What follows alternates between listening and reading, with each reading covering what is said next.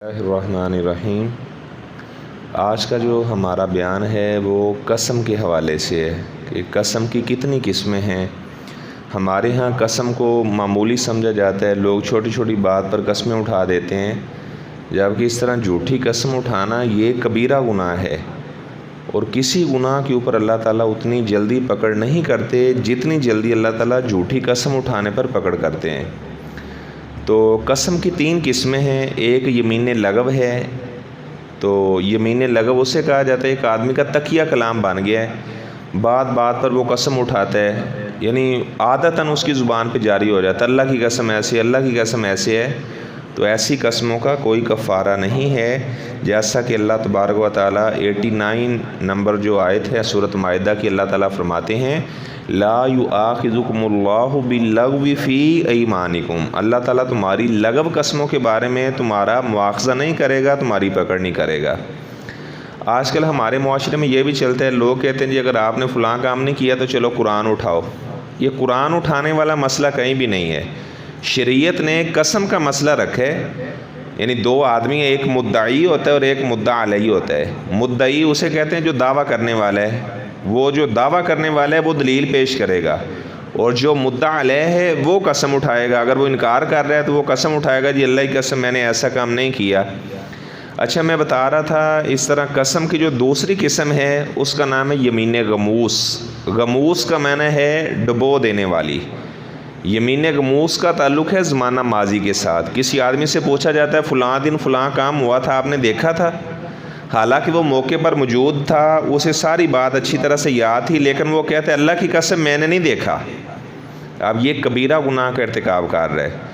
آپ صلی اللہ علیہ وسلم نے جن 7 کبیرہ گناہوں کا ذکر کیا اس میں آپ صلی اللہ علیہ وسلم نے یمین غموس کا بھی ذکر کیا، یعنی ایسی قسم جو جہنم کی آگ کے اندر انسان کو ڈبو کے رکھ دے گی اگر اس طرح کوئی آدمی جھوٹی قسم اٹھائے گا زمانہ ماضی کے متعلق۔ ایسے ہی اگر کوئی آدمی مستقبل کے بارے میں قسم اٹھاتا ہے تو اسے کہا جاتا ہے یمین منعقدہ۔ جو یمین غموس ہے اس کے لیے توبہ کرنا پڑے گی، وہ کبیرہ گناہ ہے۔ اور ایک تیسری قسم جو قسم کی ہے اسے یمین معقدہ بھی کہا جاتا ہے، یمین منعقدہ بھی کہا جاتا ہے۔ اس کا تعلق ہوتا ہے فیوچر کے ساتھ۔ مثال کے طور پر کوئی آدمی کہتا ہے جی اللہ کی قسم میں جمعے والے دن یہ کام نہیں کروں گا، لیکن وہ جمعے والے دن وہ کام کر لیتے ہیں، تو اس کو یمین منعقدہ کہا جاتا ہے، اس کا کفارہ ہوتا ہے۔ تو آپ صلی اللہ علیہ وسلم نے فرمایا کہ جو نظر کا کفارہ ہے، یعنی جو قسم کا کفارہ ہے نظر کا بھی وہی کفارہ ہے۔ تو قسم کا کفارہ کیا ہے جو اللہ تبارک و تعالیٰ نے سورۃ مائدہ میں بیان کیا ہے کہ 10 مسکینوں کو کھانا کھلانا، یعنی آپشن اللہ تعالیٰ نے دیے ہیں 3۔ اگر آپ یہ آسانی سمجھتے ہیں کہ 10 مسکینوں کو آپ کھانا کھلا دیں، 10 مسکینوں کو درمیانہ سا جو کھانا آپ اپنے گھروں میں کھاتے ہیں اس طرح کا کھانا کھلانا، تو یا ان 10 لوگوں کو آپ کپڑے لے دیں۔ اب کپڑے کیسے لے کر دینے ہیں جس میں آدمی نماز پڑھ سکتے ہے؟ اچھا، یا غلام آزاد کرنا، یہ 3 آپشنیں ہیں، یا یہ کر لو یا یہ کر لو یا یہ کر لو۔ اگر کوئی آدمی یہ تینوں کام نہیں کر سکتا فَمَن لَّمْ يَجِدْ فَصِيَامُ ثَلَاثَةِ أَيَّامٍ، اگر کوئی آدمی یہ کام نہیں کر سکتا تو پھر اسے اختیار ہے کہ وہ 3 روزے رکھ لے۔ اب 3 روزے بعض علماء نے فقہاء نے بیان کیا کہ یہ لگاتار رکھنے ہیں، یعنی سوموار کا رکھنا ہے، یعنی کوئی بھی دن آپ لے لیں، 3 دن لگاتار آپ نے روزے رکھنے۔ بعض فقہاء نے یہ بات لکھی ہے، لیکن اللہ تبارک و تعالیٰ نے اس کی شرط نہیں لگائی کہ آپ نے لگاتار رکھنے ہیں، بلکہ اس میں جائز ہے آپ لگاتار رکھ لیں، وقفے کے ساتھ رکھ لیں، دونوں طرح درست ہے۔ تو لیکن یہ اللہ تعالیٰ کا کیونکہ قرض ہوتا ہے انسان کے اوپر، تو اسے چاہیے کہ یہ جلدی ادا کر دے، یعنی یہ نہ ہو کہ اس کو پینڈنگ میں رکھے جناب چلو اگلے سال 3 روزے رکھ لوں گا، یعنی اسے جلدی وہ اپنے روزے رکھنے چاہیے۔ تو اگر کوئی آدمی قسم اٹھاتا ہے اللہ کی قسم فلاں کام میں کروں گا اور ساتھ انشاءاللہ بھی کہہ دیتا ہے، تو اگر وہ کام نہیں کرتا تو وہ ہانس نہیں ہوگا، اسے قسم کا کفارہ نہیں دینا پڑے گا اگر اس نے بالکل اس کے ساتھ ہی انشاءاللہ کہا ہے۔ یعنی کوئی آدمی اس نے کسی کے پیسے دینے ہیں اور کہتا ہے اللہ کی قسم میں ہفتے والے دن آپ کے پیسے دے دوں گا انشاءاللہ، تو اگر وہ ہفتے والے دن پیسے نہیں دیتا تو اسے کوئی کفارہ نہیں پڑے گا۔ تو بہرحال انشاءاللہ جو کہنا ہے اس کی بہت زیادہ اہمیت ہے۔ حضرت سلیمان علیہ السلام ایک دن فرمانے لگے کہ میں ان کی 99 بیویاں تھیں، ہماری شریعت کے اندر اللہ تعالیٰ نے اجازت دی ہے فَانْكِحُوا مَا طَابَ لَكُم مِّنَ النِّسَاءِ مَثْنَىٰ وَثُلَاثَ وَرُبَاعَ۔ تو انس بھائی 4 تک آدمی شادیاں کر سکتے ہیں، ٹھیک ہے۔ اللہ تعالیٰ فرماتے ہیں تم 2 سے نکاح کر لو، 3 سے کر لو، 4 سے کر لو، ٹھیک ہے۔ لیکن اگر اس بات کا اندیشہ ہے کہ میں عدل نہیں کر سکوں گا فواحدہ، تو پھر ایک بیوی کافی ہے۔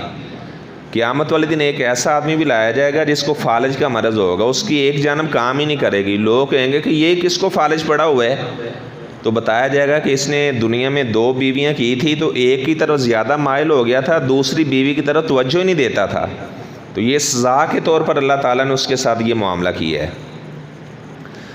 تو میں بتا رہا تھا کہ سلیمان علیہ السلام نے کہا کہ میں اپنی 99 بیویوں کے پاس جاؤں گا اور سب سے مجاہد پیدا ہوں گے، اللہ کے راستے میں جہاد کریں گے، لیکن وہ انشاءاللہ کہنا بھول گئے۔ پاس ایک آدمی کھڑا تھا، اس نے کہا انشاءاللہ۔ تو امام نسائی رحمہ اللہ نے باب قائم کی ہے، اگر کوئی پاس آدمی کھڑا وہ انشاءاللہ کہے گا تو اس کا اعتبار نہیں کیا جائے گا۔ اچھا، آپ صلی اللہ علیہ وسلم نے فرمایا کہ اگر سلیمان بن داود سعد انشاءاللہ بھی کہہ دیتے تو 99 بیویوں سے اللہ تعالیٰ ان کو بیٹے عطا کرتا، لجاہدوا فی سبیل اللہ، اور وہ سارے کے سارے اللہ کے راستے میں جہاد کرتے۔ اچھا، اگر کوئی آدمی ایسی قسم اٹھا لیتا ہے جس کے بارے میں وہ بعد میں یہ سمجھتا ہے یار یہ مجھے قسم نہیں اٹھانی چاہیے تھی، تو آپ صلی اللہ علیہ وسلم نے فرمایا کہ پھر اس قسم کا کفارہ دے دے اور جو کام وہ بہتر سمجھتا ہے وہ بہتر کام وہ کرے۔ تو یہ قسم کے چند احکامات ہے۔ بعض لوگ کیا کرتے ہیں، وہ کہتے ہیں جی آپ اس طرح کرو کہ مسجد میں آ کر یہ بات کہہ دو، فلاں مزار کے اوپر جا کر آپ یہ بات کہہ دو کہ میں نے ایسا کام نہیں کیا، یا آپ اپنے بیٹے کی قسم اٹھا کر کہہ دو، اپنی ماں کی قسم اٹھا کر کہہ دو کہ آپ نے یہ کام نہیں کیا۔ تو آپ صلی اللہ علیہ وسلم نے فرمایا کہ اللہ تعالیٰ تم کو منع کرتے ان تحلفوا بآبائکم، کہ تم اپنے آباء و اجداد کی قسمیں اٹھاؤ، اللہ تعالیٰ نے منع کیا ہے۔ فمن کان حالفا، جو آدمی بھی قسم اٹھانے والا ہے، فلیحلف باللہ، اللہ کی قسم اٹھائے، او لیسکت، یا وہ خاموش رہے۔ تو یہ قسم کے چند احکامات ہیں جو میں نے آپ کے سامنے بیان کیے ہیں۔ اللہ تبارک و تعالیٰ سے میں دعا کرتا ہوں کہ اللہ تبارک و تعالیٰ ہمیں جتنے بھی دین اسلام کے یعنی شریعت کے مسائل ہیں، اللہ تعالیٰ ہمیں سمجھنے کی توفیق عطا فرمائے۔ جزاکم اللہ احسن الجزاء فی الدنیا والآخرہ۔